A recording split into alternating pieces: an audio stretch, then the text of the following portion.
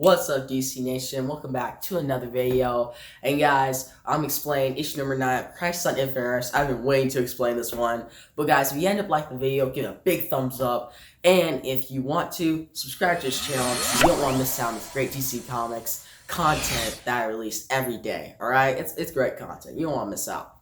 But guys, so this issue, some setup for you before we get into it. We've had a lot of stuff happen in this series. Flash died, Supergirl died, and if you haven't read those issues or caught up on it, check out my playlist in the top right corner right here where I explain all 8 issues.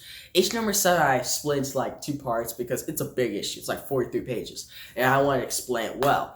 But if you're all caught up, let's dive into the issue. So guys, the issue pretty much opens up. We have a couple of detours, right, before we get into the villain's war. Now, guys, we see Green Lantern, Guy Gardner. He goes to a Guardian. This Guardian sends him out for vengeance because pretty much the Antimar attacked them and put into a stasis and pretty much wrecked the Green Lantern Corps a little bit. So now this Guardian's mad. So he's like, all right, Guy Gardner, go out for some vengeance and take out the Antimar. So he's out on a quest. Then we see the Titans. They're pretty much sending off Starfire and Nightwing back to Tamaran, which I may have pronounced that wrong, but whatever. But that's her homeland, Starfire's homeland, where she may get married to another person. That's a big storyline in the Titans comic. So I don't know why I was really in this issue. Like, it's a villain's war. Why would we say you have a Titans comic? But hey, they wanted to set it up for sales. But guys, we pretty much get to this villain's war. And when I found out about this, I thought this whole villains war thing was like, alright, the villains are going against each other to try to survive in this whole crisis. No, it turns out Brainiac, Lex Luthor, or more like Brainiac, assembled all these villains and they're going to team up and destroy the heroes because they're pretty much weak. This crisis is happening. Supergirl died, Flash died, heroes are dying left and right. The collision of worlds, they have a lot of stuff on their hands, so they're not really paying attention to these villains. So it's like the perfect time for them to strike. That makes sense, but I was honestly, it would have been awesome to see these villains like bicker over and going against each other, trying to kill each other, because like, I want to survive, instead of actually coming together. Because come on, do villains actually come together and work together, a bunch of them? There has to be some like collision of all their motives, you know what I mean? But guys, pretty much Brainiac's plan, he's gonna conquer all 5 Earths. They're gonna conquer them, take them over, and if the Antimar ever comes back, they'll take them out and they'll rule the whole multiverse, the 5 last universes. Which, that's a great plan and all, but would that really work? If that actually worked, we would have no DC Comics today. It would just be villains comics, I guess. Like, come on. But guys, we pretty much shift. We see on Earth, everything's pretty much good. All these heroes are like, alright, Flash, Supergirl, they sacrifice themselves. It's all good. Antimar's gone. So now the only problem we have is taking on this, like, the collision of the 5 Earths. Well, the 2 Earths. Well, 3 Earths. 3 Earths. So they're all collide, the present, the past, and the future. So that's a bad thing. And if they keep colliding, they're going to destroy each other. So they got to figure out a solution to that. But Pariah, Lila, and Alexander Luthor go to like the high courts and explain to everybody in like the 5 universes, hey, everything's good. You guys don't have to worry. We have a plan. Pariah's all happy because he's like, oh, I haven't disappeared in a while, so everything must be good. Well, he jinxed it. He's gone now. He disappears, so that means dangers will arrive, and that's when Brainiac shows up in a hologram, Lex Luthor 2, and they tell that Earth 3, 4, and 5 have been conquered by them. So we already skipped like half their plan, which I wanted to see, but I get issue length and nobody's going to read them just going to different worlds and taking over. Unless you had a one-shot, I would read that. But guys, they come to this, and Lex Luthor pretty much says, alright, you got 15 minutes, Earth 1 and 2. Choose to be annihilated by us or be conquered. You guys choose. And all these people, heroes, citizens, they're in panic. They're like, man, the crisis is happening, the world's colliding, now we all these villains coming in. What are we gonna do?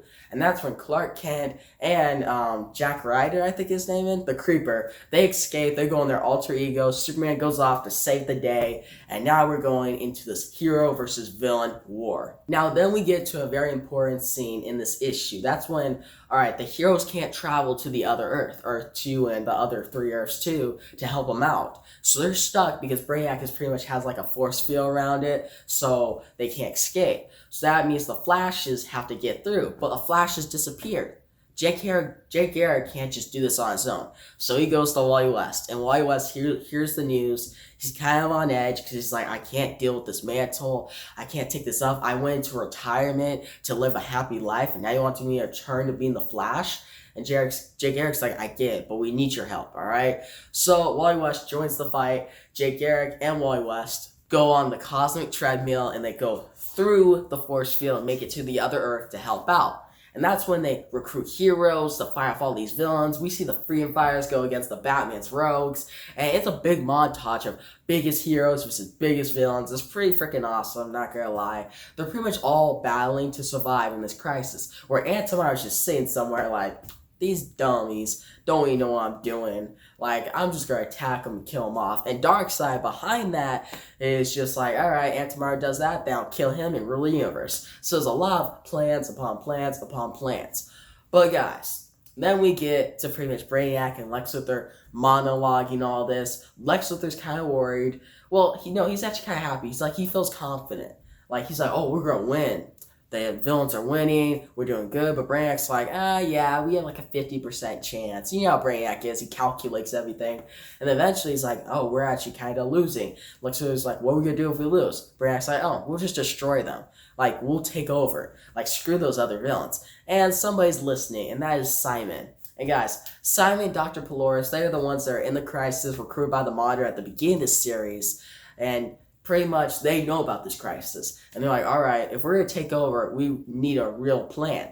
And Dr. Polaris is out being like manipulated by Brainiac, but Simon is not. He makes down the ship, destroys Brainiac, and pretty much looks like Luthor, and he's like, all right, I'm going to kill you too. You can't just be plotting plans to kill us all. And that's how the issue ends. Pretty much like showing us the readers like, hey, one of your favorite villains is about to die.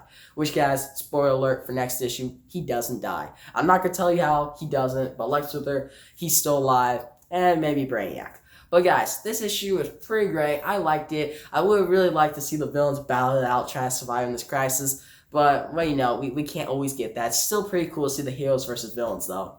And we only got 3 more issues to go. Issue number 10 is a very big issue, but be prepared for a video tomorrow where I explain that too. And issue number 11, that'll set up, and they'll have the big conclusion. And honestly, Tuesday will be the big concluding 2-hour event of Christ on Infinite on the CW, which I'm really excited for. I'll make a video on that. But yeah, guys, tell in the comment section below what you think about this issue. Did you like it? Are you excited for CW's finale on Tuesday? And how do you think Oliver would be as the Spectre? I know it's kind of random, but come on. He looked cool in that poster. I just wonder how they're going to wrap it up and how the Antimar will be portrayed, because he only showed him one scene in the crossover so far, and they really need to develop him more. So I'm excited to see how Lamont and Garrett plays him. Really excited. But yeah, guys, if you liked the video, give a big thumbs up. And if you haven't yet, bro, subscribe to my channel. There's great DC Comics content every day that you don't want to miss. Alright, guys, that's the video, and peace out.